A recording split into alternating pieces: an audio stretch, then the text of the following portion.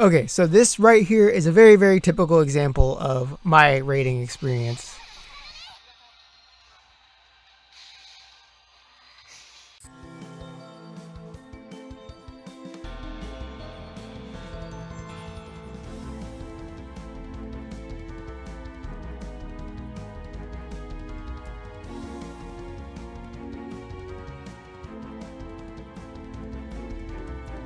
Hello and welcome. This is Alchemistexe, and this is the banner overview for the week of October 27th. So this week we got part 2 of Genesis chapter 9, but this is not the final part. There's going to be one more for the finale, so it's got an extra part just to wrap things up. But this week we have the unit Matia, and she is a dark slash and pierce unit. And I think she's pretty cool in general. Like, as far as her kit, she can do a lot of things, lower some stats like crit res. She can lower res for the damage that she does. She can also do some like chrono shutdown stuff. A lot of utility in general. The only real downside is that she is very expensive because she's the 5-step unlimited type of unit. And they did buff her in global as far as what she is able to do with some of her skills. But in the end, I don't think that she's a must-have unit. I think she is if you were waiting for her, then definitely go for her. But otherwise, I just think there's less gem taxing ways to get, damage and utility without having to go that far. It's also a contextual disadvantage. Oh, now I have Helene. But it's a contextual disadvantage in the sense that the anniversary is right around the corner, and I just think nobody wants to be the unit that comes out right before the anniversary, especially if you're waiting for, say, like the alternate version Emil or Isai Ignacio or the Legacy Ouroboros. Then yeah, you're not going to want to go for Matia just because of those reasons. So yeah, I think that's rough. It seems like my guess is that they're going to do that final Genesis chapter for the anniversary. So because they hadn't gotten this one yet, they had to kind of crunch them together. So that's speculation, by the way. I don't know for sure that they're going to do that, but because of where we are relative to the Japanese timeline and the fact that the alternate Emil and it was Jubei. Alternate Emil and Jubei came out for this. In Japan, it was the 6th anniversary. And for us, it's going to be 5th anniversary, but it was an anniversary event. And then right after that, I think it was like the week or 2 weeks after that, came the final Genesis chapter. So it seems like they want to follow that path. Oh, fun fact, I was going to use some of the 400 coins from these 2 steps to get my Ignacio's Gate 5, but this took care of that for me. So that'll be a fraction of Gate 6.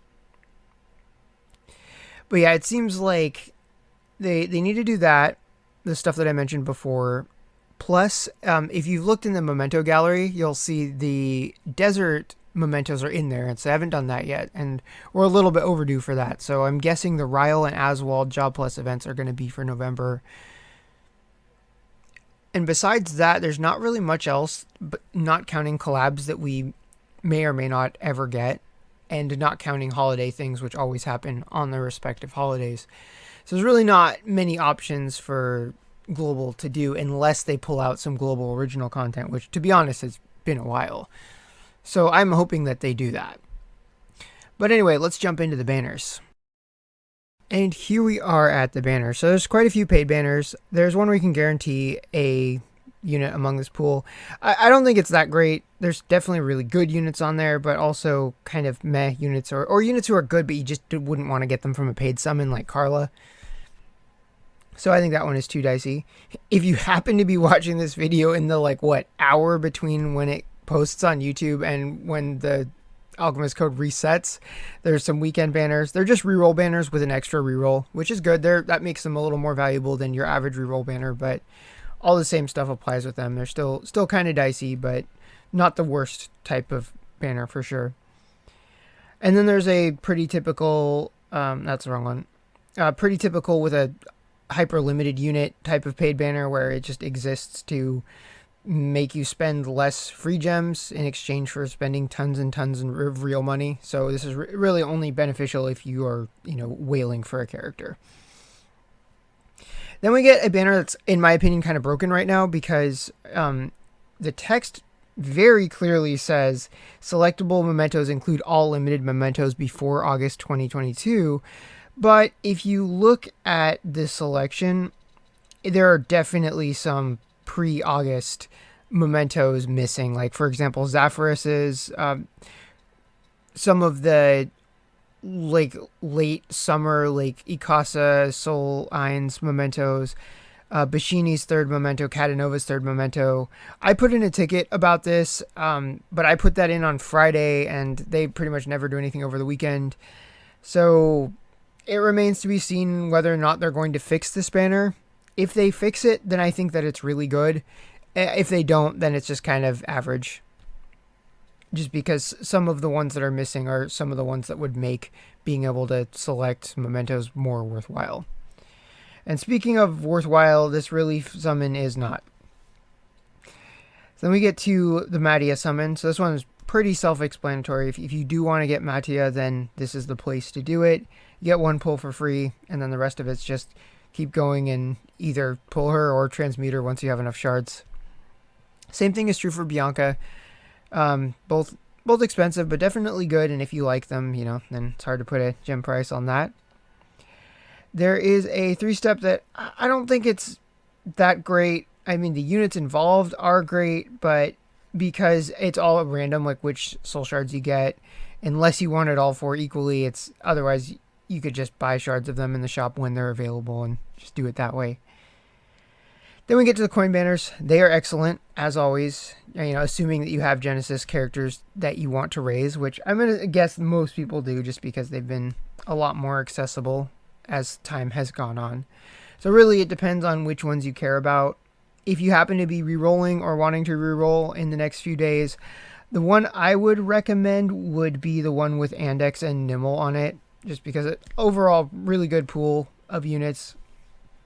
And I think I just think Andex is one of the best units in the game. Of all of the hyper rare types of characters, if you were going to have one of them, I think Andex is going to be the best one to have.